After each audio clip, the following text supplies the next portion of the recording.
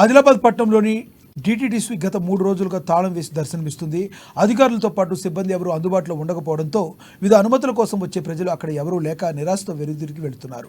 పట్టణ గ్రామీణ ప్రాంతాల పరిధిలో వెంచర్ వేయాలన్నా, లేఅవుట్ వేయాలన్నా, నిర్మాణాలు చేపట్టాలన్నా డిటిసిసి అనుమతి తప్పనిసరి కావడంతో రోజు ఎంతోమంది కార్యాలయానికి వస్తుంటారు, వెళ్తుంటారు. అయితే సదరు అధికారితో పాటు సిబ్బంది సైతం అందుబాటులో లేకుండా పోతున్నారని 3 రోజులుగా ఆఫీస్ ముందే ఉంటూ స్థానికులు సైతం చెబుతున్నారు.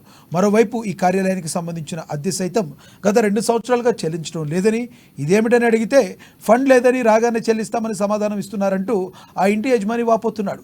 కీలకంగా వ్యవహరించి ఈ కార్యాలయం ఎందుకు మూసి ఉంటుందో, అధికారులు సిబ్బంది ఎందుకు అందుబాటులో ఉండడం లేదో తెలియ రావడం లేదని అంటున్నారు.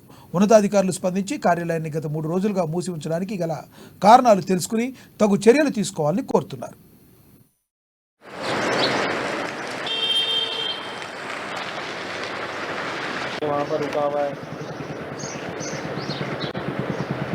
ఇంటి ఒక పోర్షన్ కిరాయికి తీసుకున్నారు.